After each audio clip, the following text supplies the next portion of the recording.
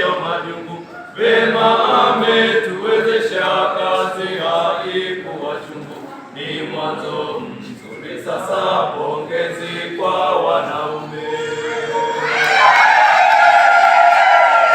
Mwaka wa pili waisha tangu kupewa kitendo, kweli tumefiisha yaliyo mema malengo. Kwa sasa tunakumbusha ili kuliziba pengo, michango kuwasilisha tuyatimize malengo. Tulivyojitoa mwanzo tuzidishe siku zote, changamoto iwe funzo sijirudie popote. Malengo yetu ya mwanzo ni jukumu letu sote, huo ulikuwa mwanzo, sasa tutimize yote.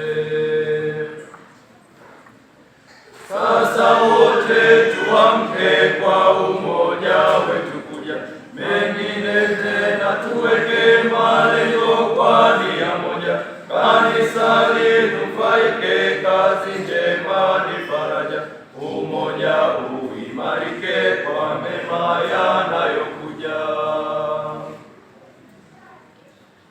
Tunashauri ya kwamba kwa kila mpango wetu tusisahau kuomba uweza wa Mungu wetu.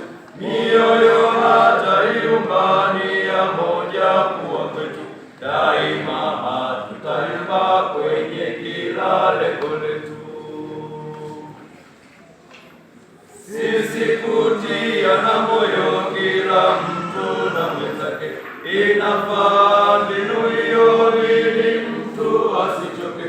Ushauri na maonyo kwa upendo tuyaweke, haya ndiyo yajengayo, tafadhali tufunguke.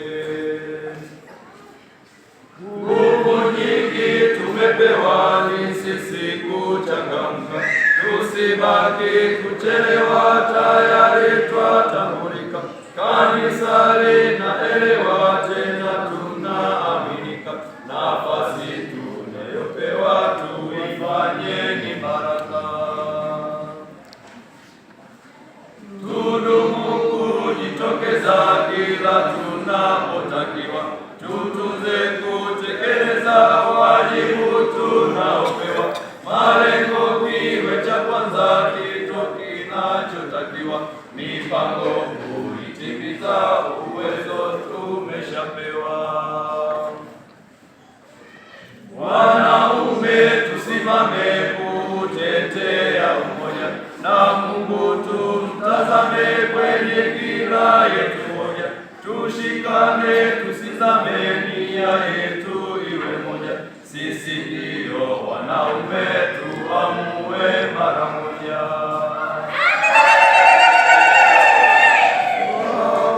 Washukuru kanisa kwa namna watubeba, tunaona hata sasa mchango wenu kwa Baba.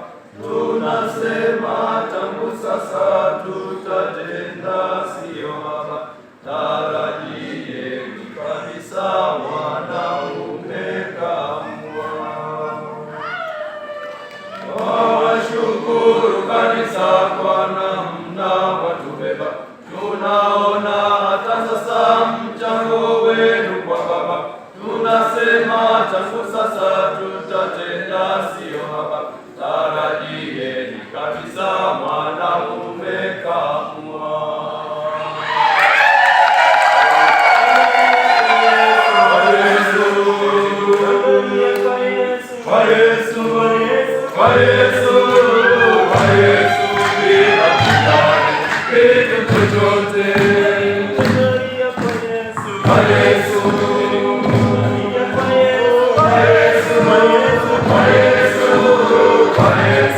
Jamani, tuwashangilie.